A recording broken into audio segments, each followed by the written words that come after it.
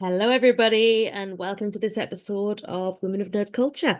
My name is Sarah, and with me, as always, is the lovely Becca. Hello. Hey, we're a bit late to the party, but it is our first episode of 2026, so Happy New Year, everybody. Happy New Year. Um, so we are the Women of Nerd Culture, and this time around, we're going to be talking about music. It could be influences, it could be things we like, it could be things we don't necessarily like, but really appreciate what they've done, anything. It's um it's not like an X, Y, and Z chat. We're just going to be talking about our favorite musicians, singers, bands, composers, etc. And we're more than happy to expand on this. We'll look into recommendations too. So why not tell us your favorite genre, era, anything like that, and drop it in the comments below, and we'll have a check it out. Definitely. And I think this is such an interesting subject because I've asked this subject in many Discord servers over the last couple of days. I specifically asked, what was the first song that you ever got into? And some of the answers are wild. We have Lee with his Thomas the Tank Engine. Thank you for that because that did make me laugh. And then Epic. we have someone in one of my game servers who gave me a suggestion that I hadn't ever thought of, but it just reminded me of just how different it can be between America and the UK, because we do have a lot of listeners and viewers from America. And Greenfelt said to me, Bellew Wood by Garth Brooks, and he said he's not sure enjoying is the right word, but it was the song that really spoke to him. And Right. I hadn't actually heard that in such a long time.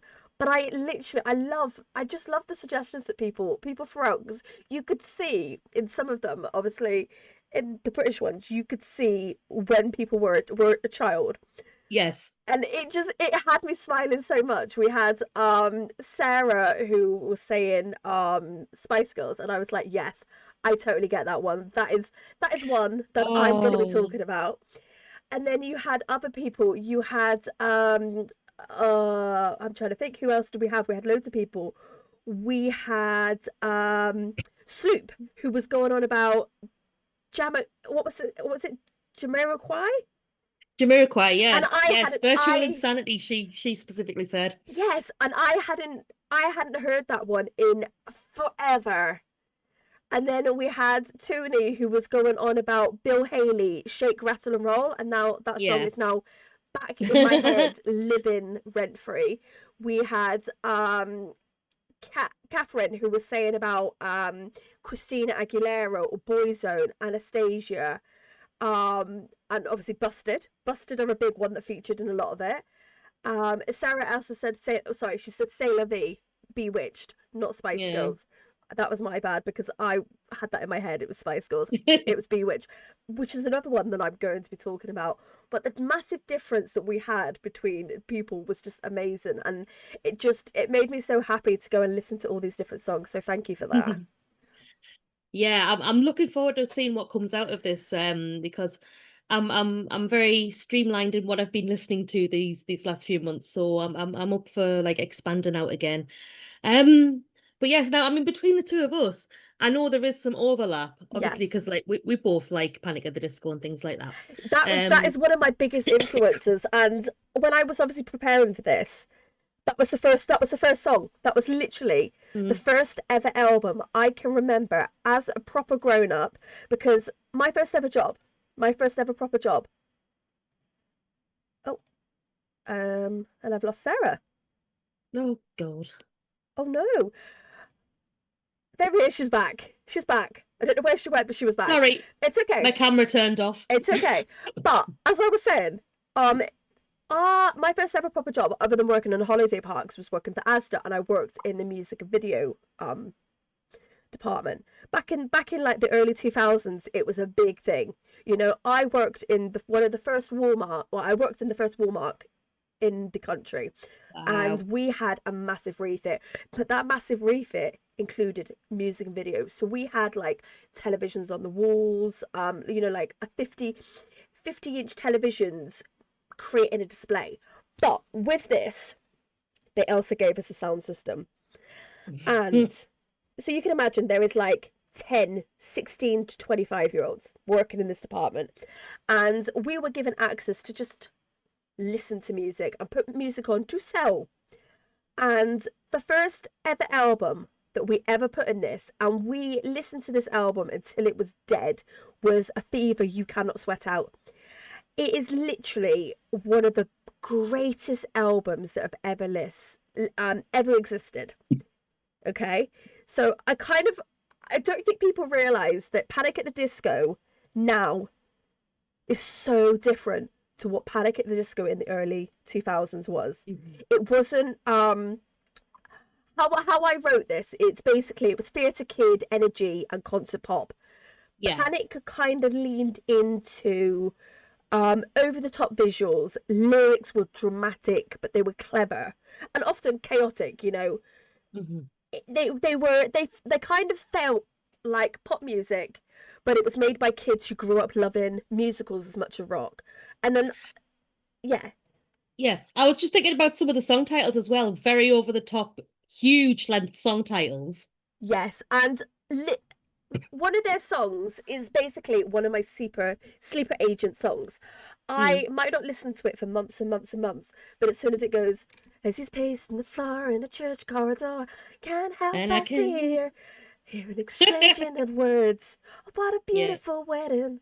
And literally, that's it. My sleeper yeah. agent cells are activated, and I this album is one of the greatest albums to me personally that has ever existed. It's very different from their later stuff. Hmm. Um, very, very different. And we literally listened to this album until it basically got scratched and it was dead. But I can vividly remember there's a part of the song that we used to have to mute, and we literally, it was a challenge between all of us where we used to race across this Asda floor to mute this album. But the sound system used to mute every 7 minutes and 55 seconds, something really ridiculous. All And I right. can remember one time we were all racing across the floor because we knew this word was coming up, and it literally muted itself just as that song. And all of us kind of converged on the desk, and we were like, but Timing. what about you? What do you think? Because obviously, Panic at the Disco is one of our convergent songs. It's not just Dragons, it is also Panic at the Disco. I mean, I'm definitely more on the early side of Panic at the Disco. Yeah. I write sins, not tragedies, and stuff like that. Excuse me. I mean, I am an 80s child, and I'm a fan of a lot of things. Yeah. I've got I used to, when I was younger, I used to just kind of like, I only like this type of music. I do not like dance music and stuff like that. But kind of like, as I've grown older, I've certainly got like more of an appreciation for things like The Prodigy and Faithless and things like that. Yeah. Um, but yeah, I was brought up very much. My dad's music had more of an influence on me, so Same. I was brought up on Queen, Def Leppard, David Bowie, Meatloaf.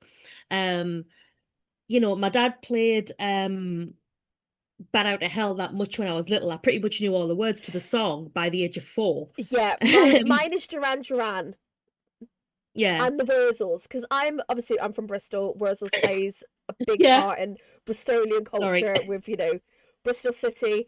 Um, so I do know all the words to a lot of Duran Duran songs and Yes. Wurzel songs and Spandau Ballet. Like, Spandau Ballet, yeah. yeah, I'm trying to think. Queen was a big one. Meatloaf. Trying to think. Def Leppard. Hmm. Def Leppard, yeah. Yeah, yeah, Def Leppard. Yeah, a lot of those songs. Uh, the 80s was such an amazing time for It music, was. and it influenced so much that we see Hmm. nowadays. Because I feel like the 90s was a very different era of music compared to the 80s. It definitely moved around. I mean, you can see kind of like origins in like disco and stuff from the 70s moving over Yeah, into the new romantic type stuff. yeah, You can see where the connection is and how it evolved into that. yeah. But I do think there is quite a big difference between 80s and 90s if you're looking at that It kind of is, side of because things. obviously I feel like obviously I am a child of the 90s. I am a pop princess. I will gladly wear my pop princess crown. Mm. But I feel like if Panic at the Disco was shown to someone in the 80s, they would get it. But if it was shown to someone in Yeah. the 90s, they wouldn't get it. Because I feel like the decades that kind of go together, 70s and 90s, Mm-hmm. 80s and noughties, I feel Yeah. like very much it kind of goes in the flows. Like Yeah. in the noughties, you had like My Chemical Romance come in. You had Green Day. You had that type of music that kind of sang to your soul Mm-hmm. more than the pop era of the 90s. Yeah. Mm.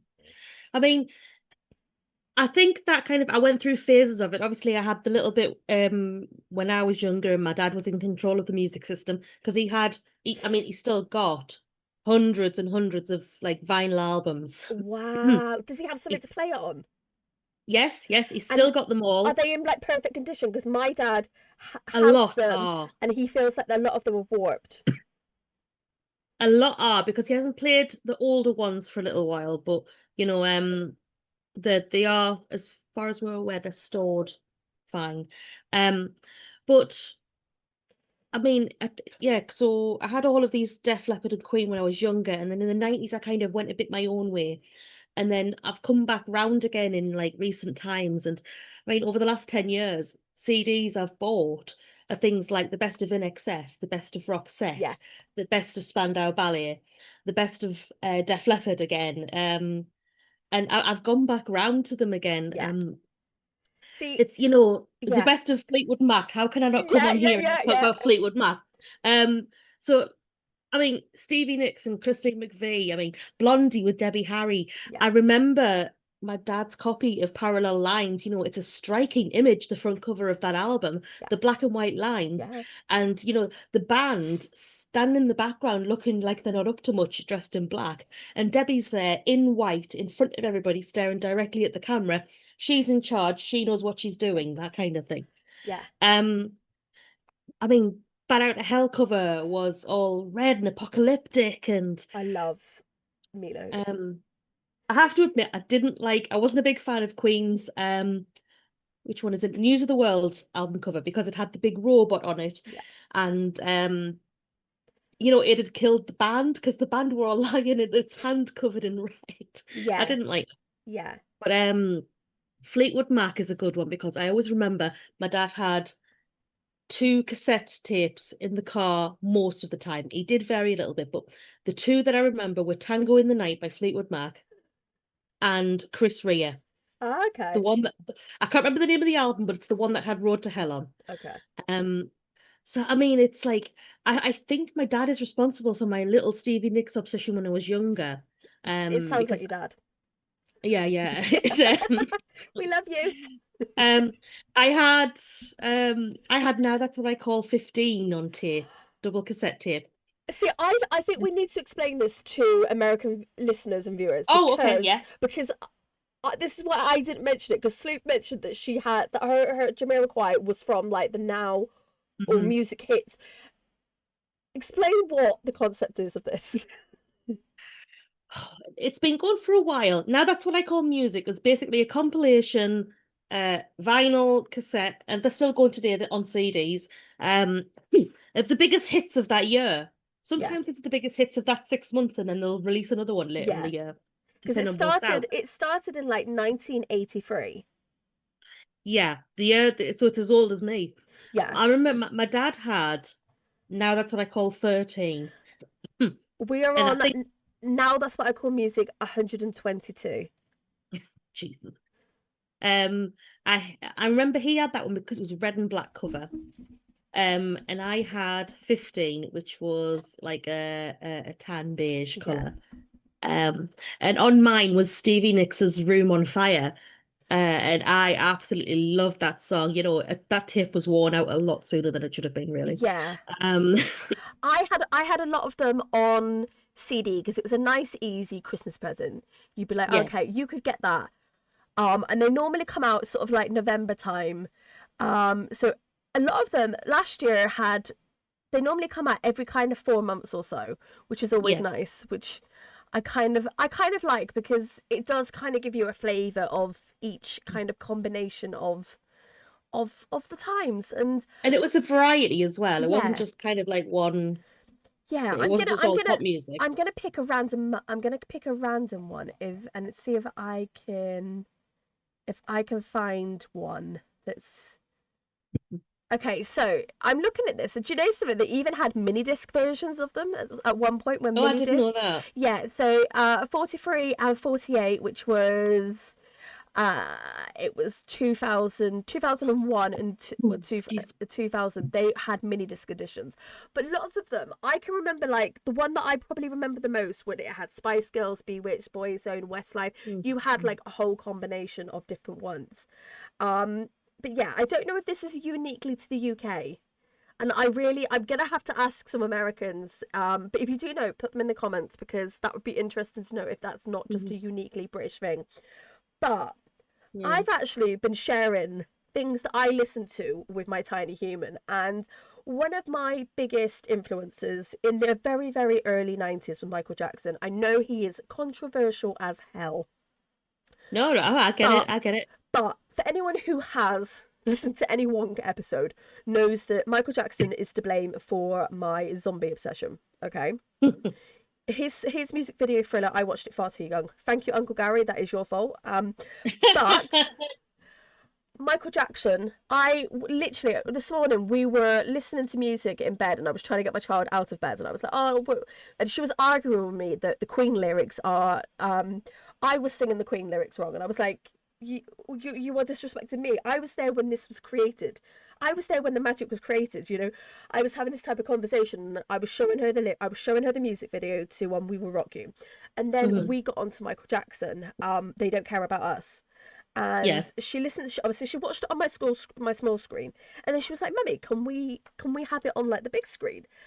I have never seen a child so enfueled by watching this music video. For anyone who doesn't Hmm. know, They Don't Care About Us, it's basically Michael Jackson dancing in the streets of Brazil, I think it is.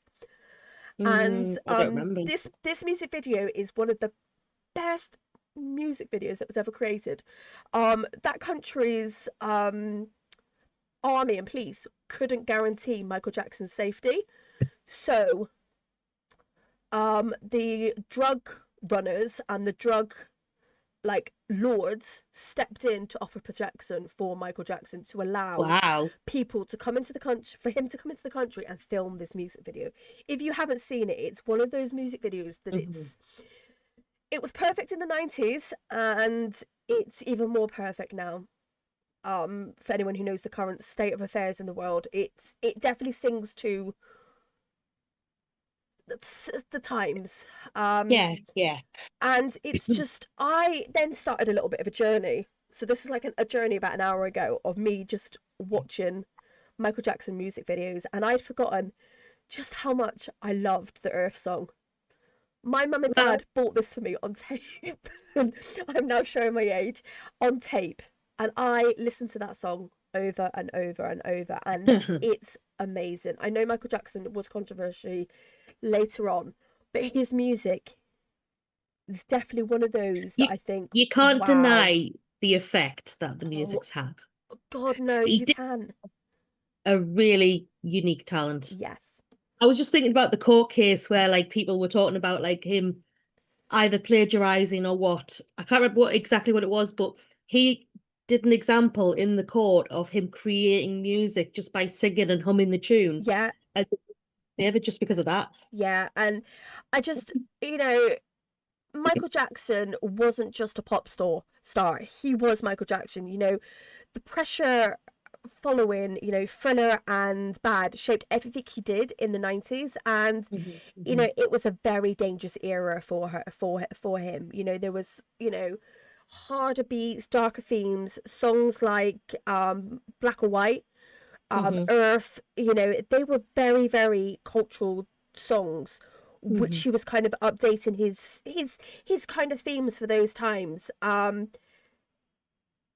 like you said, like the media obsession around him, his appearance, his personal life, they were relentlessly dissected. And he, basically, I feel like he, as an influence, changed celebrity culture. I 100% think that Hmm. Michael Jackson, it wasn't ever in Hollywood. It was Michael Jackson and how the media hounded him, how they still hound Yeah. people across the world now. It didn't happen until Michael Jackson. And I just wanted to say that important part, because people always say it's Hollywood, and I don't. It's not. It's music. It started with music. Yeah. Yeah, I Yeah, can see that. yeah. I just, even as he got more and more controversial. His influence was global. You know, Yeah. it you can't deny that. And I think his music's epic. It does definitely. It's going to be one of those songs, very much like Queen, Hmm. that kind of it updates and appeals to new generations. Yeah, yeah, definitely. I can see that. Um, Alex Alex has a couple of songs like that that he likes to listen to. It's my oldest. He his favorite song for a very long time was "Go Your Own Way" by Fleetwood Mac because I Yes. was playing a lot of the best of Fleetwood Mac in the car. He also likes Silver Machine because my dad was playing that a lot in the car, and he likes "We Will Rock You" as well. Yeah. Does he get the But of lyrics right? course, most of the time. But yeah, now it's all about the K-pop Demon Hunters soundtrack. Yes. Yes. Yeah, Okay. that's been on in my car since Right. Christmas. I've got a fan theory on K-pop Demon Hunters now. Okay. So, Hmm. do we think the reason why the K-pop Demon Hunters has become so popular was because of Gangnam Style? Right, there is I a believe K-pop became yes. more. I'm not going to say um no, it kind of what I want to say is Gangnam Style brought K-pop Yes. into a lot of the outside Because world. I'm Oh, absolutely creased, because I was watching a music video. I was watching a video last night on Instagram that was basically saying that the world did not end because Gangnam Style. That was the Hunnam for the 2000s. That was why yeah. it wasn't needed for so Hmm. long. It's because the It world was was united. everywhere. Yeah, The world was Gangnam united Style. by Gangnam Style. And but okay, right. Come on, everybody knew that song. Yeah, oh, everyone knew the dance. I couldn't do the dance because I've got breasts. That was not going to work. Um, but I've got a question for you. Mm. What song do you think of in each decade? So, starting with the 80s, when you instantly think of it, what song do you think of? What song do I instantly think of in the 80s? Um, I would probably say something new romantic-y, something like Gold by Okay. Spandau Ballet. Yes. Okay. The 90s. Yes, by McCallum and Butler, because it's my favorite song. The 2000s. Oh no, this is getting difficult now because I didn't listen to a lot of music in 2000s. I kind of got stuck Same. on the 90s and that was it. Okay. 2000s. So we'll say something like oh God, when was Hot Fuss out by the Killers? I don't Oh. remember when Mr. Brightside was out, but that was quite a big one. See, yeah, no, that's my one for that. That was my one. Right. Or okay, so my one for the 80s is Hungry Like the Wolf by Duran Duran. Good choice. The 90s is Spice Girls Wannabe, because Right. duh. The 2000s, I can't quite decide between American Idiot and Welcome to the Black Parade. Oh, Black Parade's a good show. Yes. And the 2010s. Oh, 2010s, it has to be something Taylor Swift related. I don't know if I could even pick one from the It's 2010s. I it's really got to be don't. it's got to be something 2010s. It's got to be definitely something Taylor Swift related. Um Not love story maybe, or Blank Space. blank space. Yeah, it's got to be something like that. Okay, it's something in the Oh, how about last 5 years. Shake, Shake It Off. Shake it Shake off. It Off because that was Yes. that was a massive hit. Yes, and I hear that one every day because that is one of our wake up songs. Um, And then 2010s. What song do you instantly think of in last the last? 5 years. Yeah, in the last 5 years, what song makes you go, oh, okay? Um, oh God, Becca, I'm not even sure I could pick one. Um, oh dear, dear, dear, dear. Do you want to Okay, go first? okay, Flowers by Miley Cyrus. All right, okay, You can okay. buy me flowers. Hmm. You know what? I'm gonna go with Golden. Okay, okay, I'm gonna go with Golden because I'm really out of the loop with music in the last few years. yeah, yeah. But okay, so going back to the 90s, what would you say is the biggest influence on music in the 90s? Biggest influence for me or biggest influence in You general? personally, we are the women of nerd culture. Because if it was a general one, I'd probably go something like Nirvana. Okay. But if it's for me, it's it's Britpop. I'm a massive Britpop fan. You know, Yes. I love like the Blue Tones, you know, Blur, Space, the Charlatans, Dodgy, Yeah. all the things like that. They were like, you know, my most listened to radio station is Absolute 90s, you know, other radio stations are available. But Yes. I that is listen to Absolute Country, so I get you.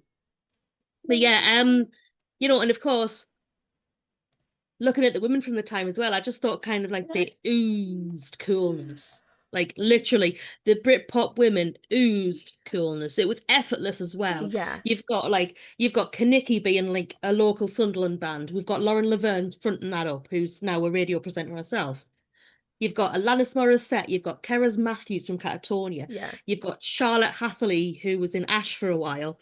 Um, we've got my favourites. We've got Shirley Manson from Yeah. Garbage, and we've got Skin from Skunk and Nancy. Yes, They Skunk. just Who? Wait, ooh, wait. I think we need to mention she is literally below yeah, yeah, yeah. She's because we over there. haven't mentioned this. We look a bit different. Okay. We look a little bit different. We didn't mention this at the beginning, and I think we just need to take just a small moment to thank Paul for our new surroundings because they are epic. I literally went to him and went, Paul, I want to refresh things. I want us to look a little bit cool. Ooh, and and I gave him images, and this is what he came out with. And I yeah. went to him, I want a dragon as well, because dragons are the bases of Wong, and he put a little dragon above Sarah's head. I mean, we do still have a dragon below you as I well. know, but I literally went to him. I want a dragon. I want a proper Mhm. dragon like displayed. It's cute. It's It's very cute. cute. I love the little He dragon. literally was like, and I'm so appreciative, Paul, that you did this for us because I love it. Hmm. But yeah, I had to take a moment just to pause and put just to say because like the people that he picked from my list and what the images I gave him, I'm really thankful because I think it really suits us. it really does. And this is what I said to him. I said I want a little bit of a refresh because of like we've been doing this nearly 2 years and the images that we had, I don't think they reflect what we are now. Hmm. When we came in, we didn't really know what we were going to talk about, what the bases were going to be, and I think now we do. You know, we've kind of found our jam. But you are so right in those suggestions, and Garbage is one of the biggest influences I had. I didn't realize just how much I loved them Yeah, yeah. until the I last think couple of weeks. um certainly version 2.0 of that album was played non-stop in my bedroom for a long, long time. Yeah, You know, it had Push It on. It had I Think I'm Paranoid on. it's When I Grow Up. That is like my song, and I didn't realize how much I love that song until I saw it being on Warehouse 13. Yeah, yeah. It's such a great song, but in the 90s, I do not think there was any bigger influence on music other than the Spice Girls. I do not think to Mm, anyone. I think I'll give them eventually that. Spice Girls are going to be studied in the history books for their Well, cultural. you could do like a degree just on the Spice Girls at one Yes. point. I don't know if it's still available, but you could at one point. For anyone who's watching this who doesn't know who the Spice Girls are, one, go look on YouTube. But the Spice Where have Girls, you been? but no, because there are some young people. I work with some young people, and they do not know who the Spice Girls are properly. Okay, Okay. so the Spice Girls were formed in the mid 90s and exploded, and I mean literally exploded onto the screens Mhm. with Wannabe in '96. What made them different from just the other girl bands around at the time? It wasn't just their music, it was the attitude. They arrived loud, chaotic, confident, and completely, Uh-huh. and I mean completely uninterested in being polished or submissive. okay? Yes. They were the women that started the girl power. You know, girl power became a global phrase overnight. Each member of that band had a clear identity. You had Scary Spice, Sporty Spice, Baby Spice, Ginger Spice, Posh Spice. And even now, 30 years on, getting towards 40 years on, you know, we know who each of these women are now. Yeah. You know, it helped fans latch on to someone who they related to. I related to Baby Spice because I was blonde, you know, that was mine. And the branding was unreal, okay? So it gave young girls permission to be a different kind of women.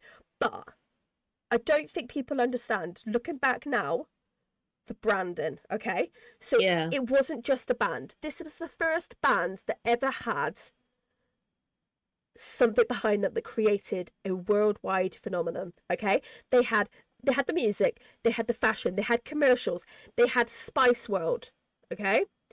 Dolls, lunchboxes. They dominated media in a way few groups have ever done, especially pre-social media. You know, this was the 90s. We didn't have social media.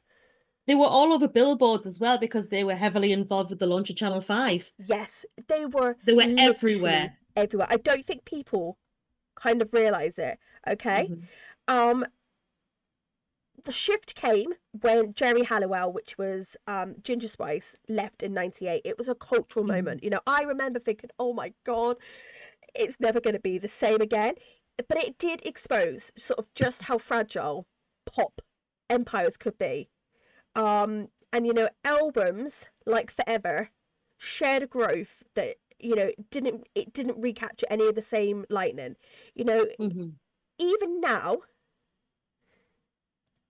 you think I think back and I think on the 90s going, oh my God, you know, Jerry Halliwell in that dress. The Union Jack dress. Yeah. That dress, you know, but we all know the dress. We don't even need to explain that dress Yeah. because we know. But for anyone who doesn't, it was basically the Union flag on a dress. She looked stunning, okay? She did. She looked absolutely stunning, and the fact it was in front of like the king. Well, obviously he was Prince of Wales then, but he was the king Yeah. now. He's the king now, and it was in front of that. She wore a Union Jack dress, and everybody wanted this dress.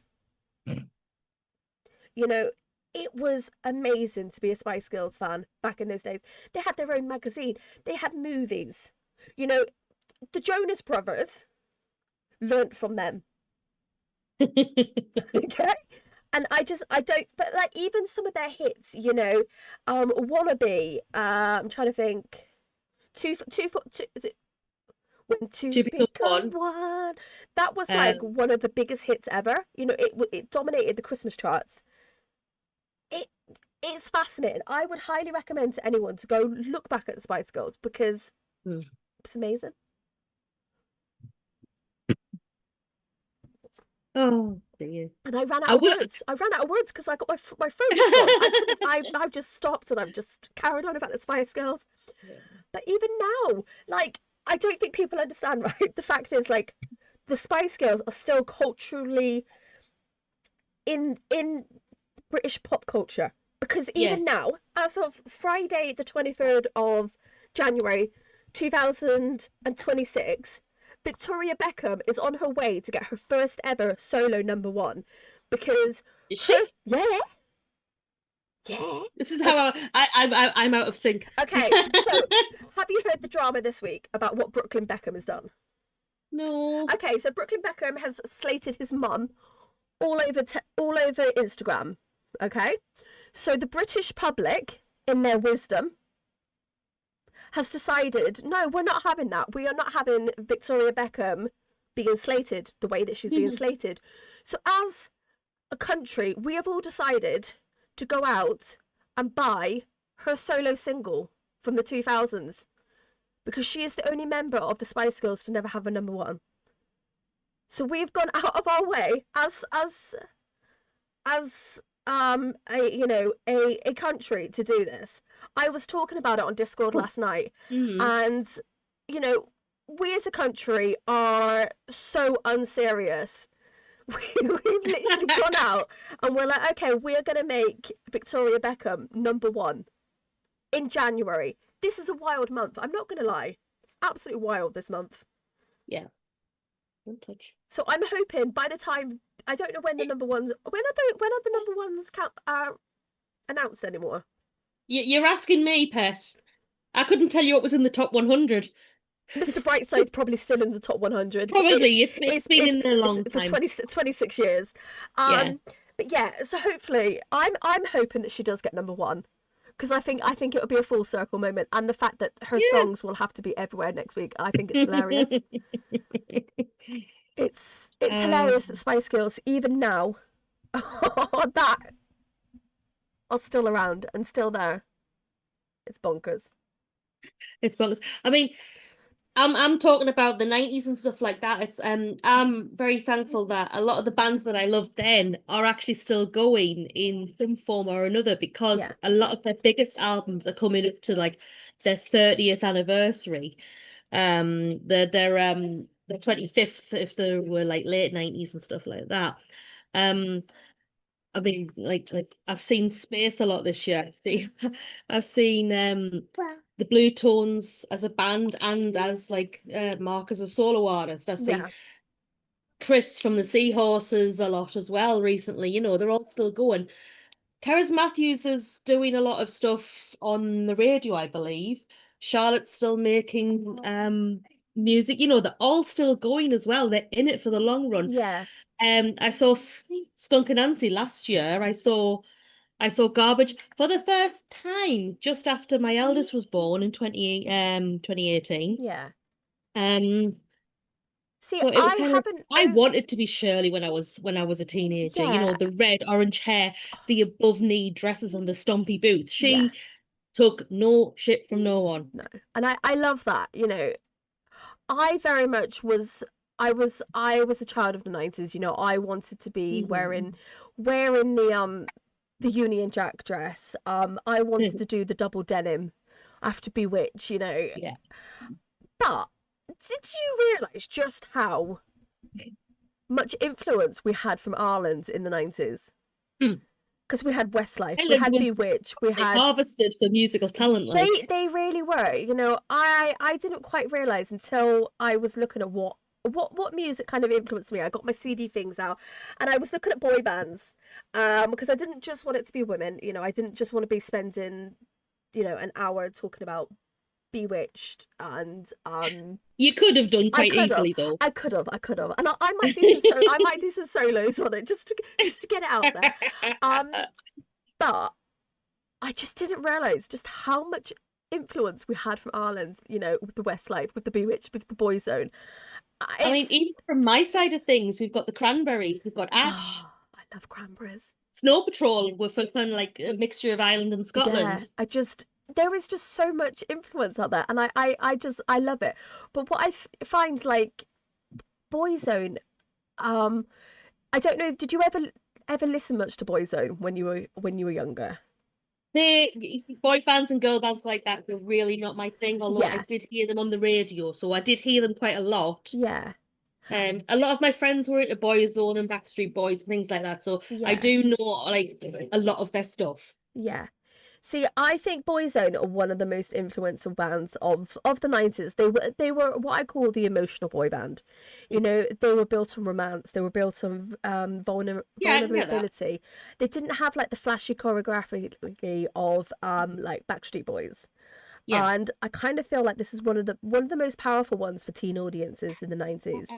And even like Ronan Keating, he's still very much influential now. You know, he was obviously though he did very much overshadow like the whole band as a thing, and obviously if you've watched any of the recent documentaries you kind of see what's kind of been going on there. But I just want to say like the fact that Stephen Gately, you know, coming out gay as he did was a massive moment in pop history. Yeah, because obviously at the time visibility in boy bands for LGBTQ plus members was non-existent. You know, no one was coming out.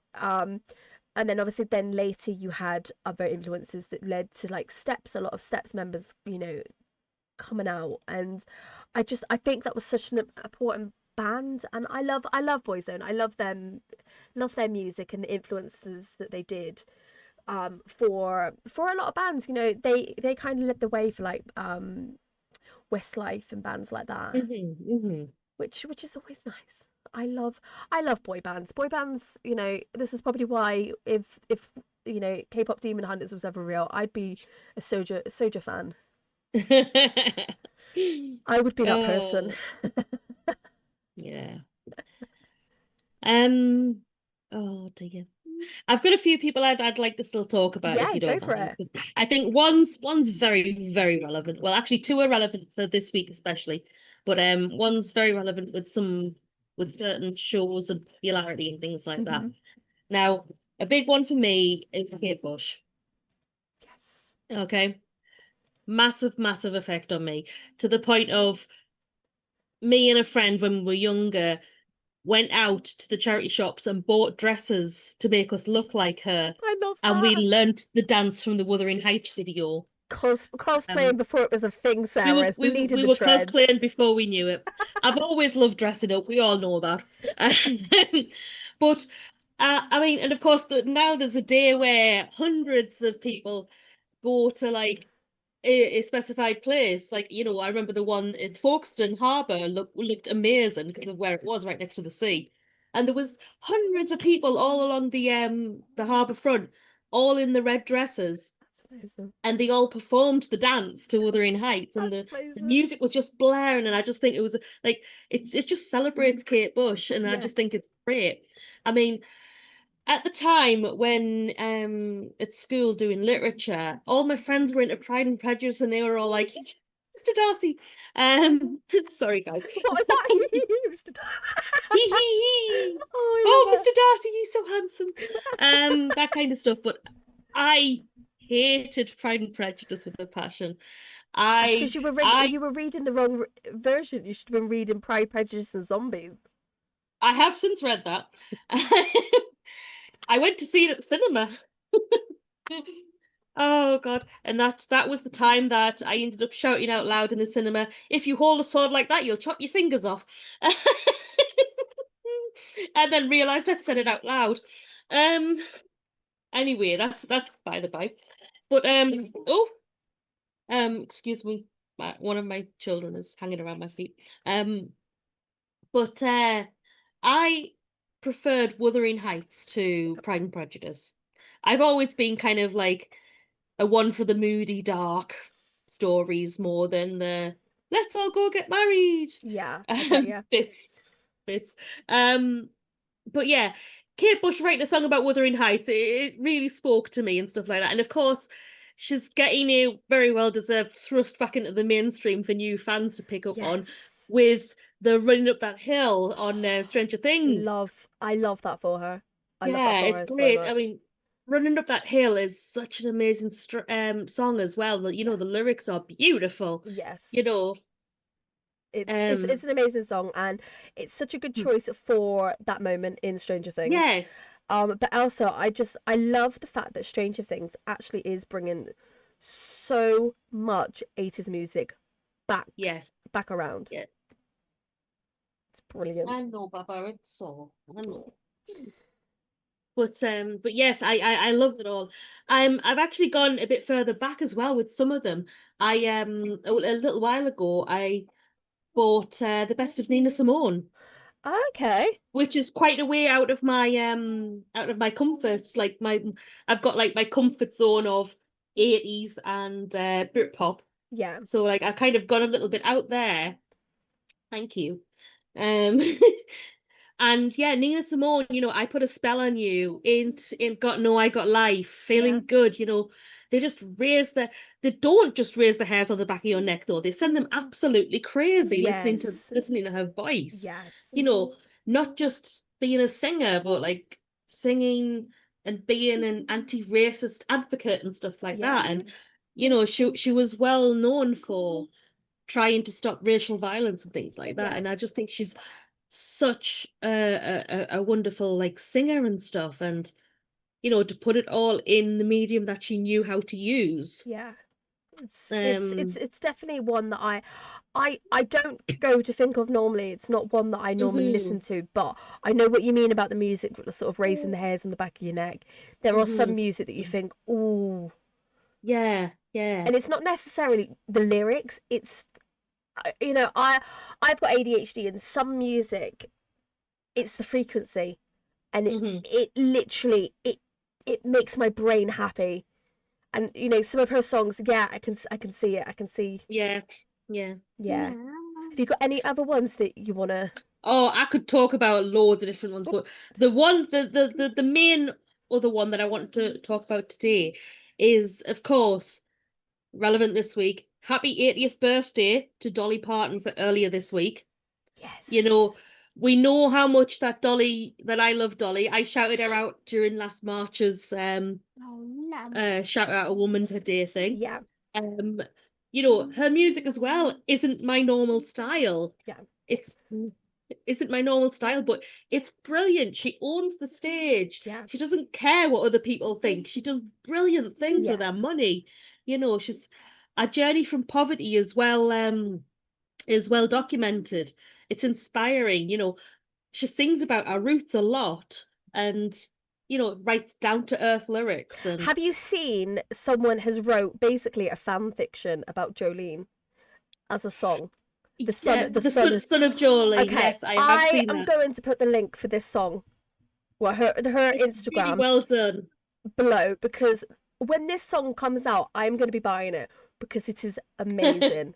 The Yeah. fact that Dolly Parton is influencing people even now with her music, Hmm.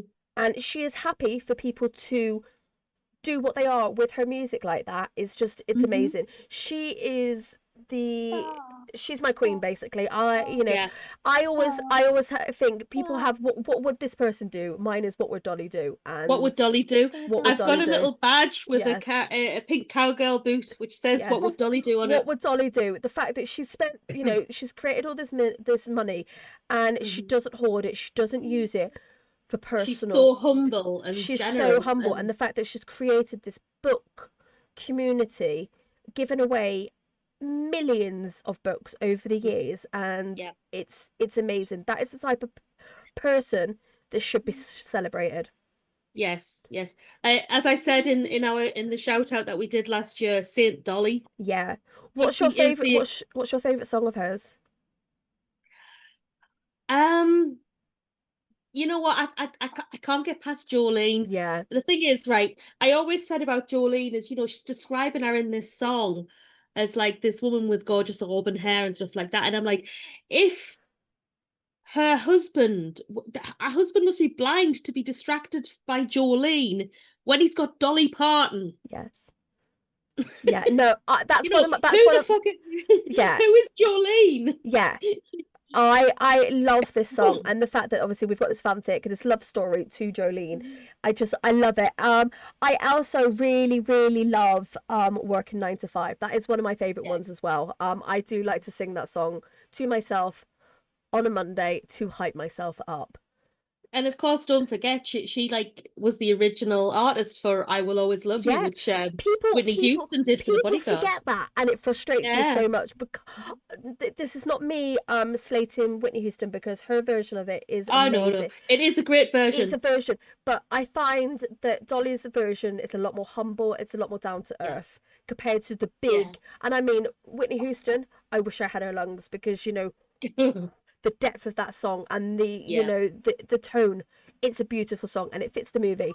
I'm Hmm. glad that that song exists in that format, but Yeah. people need to remember that it was Dolly's song first, Yeah. and there are alternative versions to it, Yeah. which is always nice. Yeah. Yes. And oh, I just think, and of course, Dolly's like still working on new music today. Yeah. With I'm sorry, I apologize to all the artists involved, but there are still some artists there. There's four other women that she's doing a song with called, I think it's Bright Light of a Brand New Day or something like that. but she's got like Miley Cyrus on there. She's got Queen Latifah on there. Oh, wow. It's a good song. But I really like her socials actually. I follow her on her socials, and I like how she's so like friendly with them. She's kind of like, "Hey y'all, it's Dolly," Yeah. and like And it feels as if she's talking to you on the yeah. phone or something Yeah, like yeah, that. yeah. But even like last year when she did the stuff with Pitbull, I was like, what? Mhm. What is this crossover? Yeah. I love that. She's like she transcends genres Yeah, she basically. does, you know, and she was like with she did some stuff with Cowboy Carter and things like that, and it throws me that every now and then you're like, oh, okay, this is a Dolly Parton song, and you can Yeah. tell. Hmm. Um, You can tell. I just do. I love her, and it's gonna be a sad day when she's no longer here. Don't No, mention that. no, We don't mention no, that one. I have to, because we need to prepare ourselves. We have to. We She's have gonna to. live forever because she is a saint. I hope so. You know, I love Dolly, but yeah, it's a sad one. Have you got any more that you want to talk about? Oh God, like I said, there's tons, man. Not again. It's not really like my music style typically, but I would like to shout out Lady Gaga. Yeah. I would like to shout Lady Gaga out because she's constantly reinventing herself and Oh her God, music yeah. explores like every genre going from pop to dance to jazz to country. She's got a massive influence with the our advocacy for like LGBTQ plus rights, Yep. mental health awareness. Yep.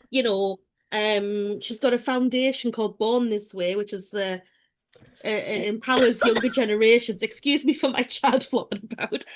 She's Oscar nominated as an actress for A Yeah. Star Is Born and stuff. She's Um, amazing. Like even the stuff that she's got been such doing last talent year. beyond music. Yeah, Yeah. even the stuff that she was doing last year, you know, the stuff in Wednesday, it's amazing. You know, Yeah, yeah. everybody knew that song. Dance to Your Dead.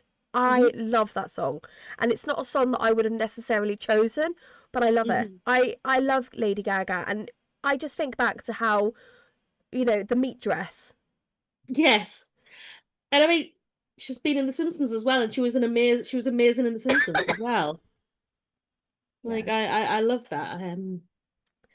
Because not everybody has a great appearance in The Simpsons. Yeah, not everybody, Not but everybody. she has a good one, and her music, like you said, she's just done every genre, and she seems like a genuinely nice person, Yeah. and I hate the fact that when she was in high school, they had like a Facebook group around her that was like, Mhm. I hate obviously her real name, and I was just like, wow, jealous much. Yeah.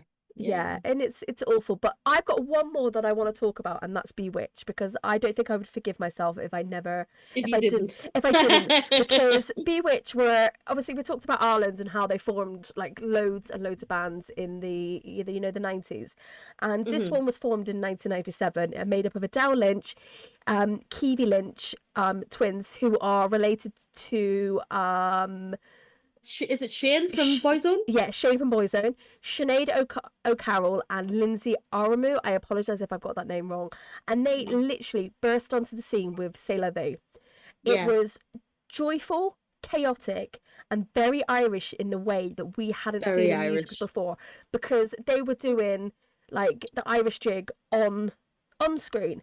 It kind Hmm. of basically it blended bubblegum pop that we were used to with Celtic influences. So we had like fiddles, claps, dance rhythms, and they had a very wholesome and approachable image. You know, Yeah. they kind of leaned into girl power, but without like the sex appeal. It made them Hmm. feel very much younger and more accessible than a lot of the pop acts. Yes. Um, Obviously, they had 4 number 1 singles in a row, which is huge, and it's often forgotten because they were quite because they didn't have the influence that the Spice Girls did across the global reach. I mean, I think Um, Sailor V really takes the biscuit though for like being their yeah, biggest hit. So like yeah. everybody automatically thinks They of that one. they were everywhere in 98 and Mhm. 99. You know, they were everywhere. They had a massive teen appeal, Hmm. and I'm really sad even now that the fact that they faded so fast. You know, the Yeah, pop landscape shifted so quickly, becoming a lot more edgier. It very much yeah. like Panic at the Disco came in, Green Day, My Mm, mm. Chemical Romance. They came in very, very, very quickly compared to sort of other bands. Yes. And it's a shame because I look back on Bewitched with a lot of affection, you know. Their music felt very it was very 90s optimism, and it was Yeah. very, very female focused, and I didn't we don't see that much in bands No, no, now. no.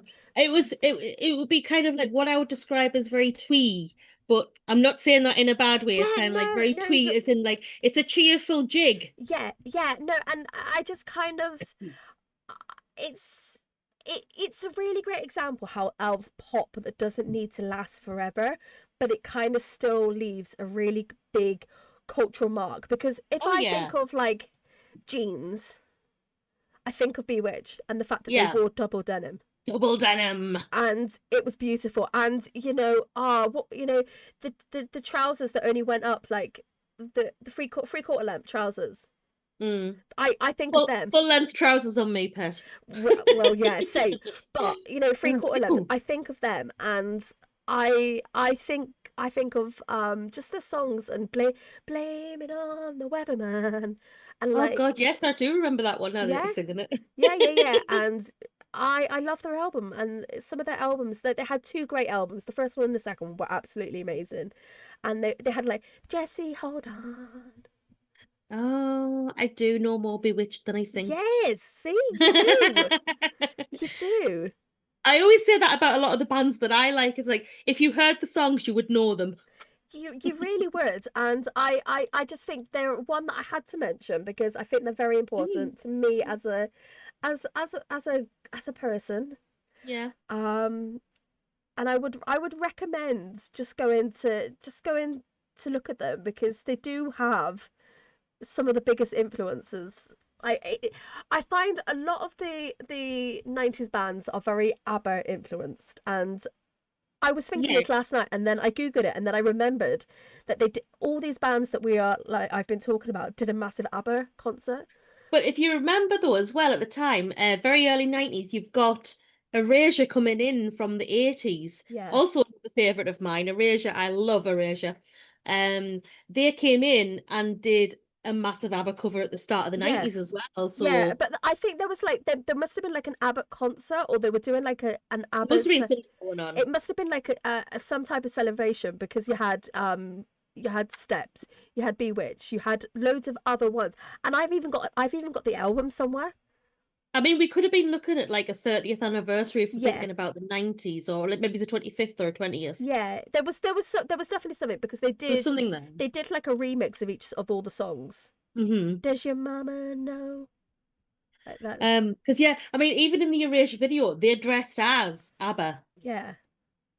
Um, But yeah, there is so much like music we could carry on talking about. Maybe we'll have to do like a second episode later on. Maybe yes, because I mean, even just going with music, I didn't just focus on like the charts or that kind of side of things, Yeah. because I was also thinking, well, music's in a lot of other things like movies, Yeah. you've just got general soundtracks, you've Yeah. got not even like songs that people have made, you've got composers, Yeah. you've got like game music, Yeah. you've got the iconic da da da da da da. That's music. Yeah. You've got TV themes. You've got like Doctor Who. You've got Dexter, Yeah. X-Files, all sorts of stuff like that. So I think we might have to look at maybe like music in like other areas, not Yeah. just straight up singing for like or performing. Yeah. I think I think that would be a good one Yeah. We'll slide to have back a to look at. this. But Yeah, I think for yeah. now, that's it. I Would you think like to so. tell everyone what we and Nerdy Up North as a community have going on over the Yes, next couple of weeks? yes. So, thank you for listening to us ramble on about music that we admire and love and had an influence on us. Next time, we're going to have a look at comedy. Um, we've got loads of different things you can look at there, from like, we've got a lot of local acts that we could look at. We actually know somebody who's on the local comedy scene, but you'll see next time if we manage to get them on as a guest. Haha. This episode will be available on audio platforms straight after we end the show. And but for now, let us know your favourite music. How about leaving us a comment below? We're willing to learn, we're willing to go out and experience new music and have a look. I'm always willing to expand mine. Now, for the rest of the available pods with Nerdy Up North. Oh, my camera's gone off again, It's okay. typical. For the rest of the pods for Nerdy Up North, we've got Monster Mondays. We've got the Top Grump Boys are currently doing Straw Chat live on Tuesdays now, where they're watching One Piece, which is a hell of a thing to do because there's a lot of episodes. It's a lot. We've got Rumblecast for the wrestling fans. We've got Once More with Morphin on Thursday with our very own Becca. Yay.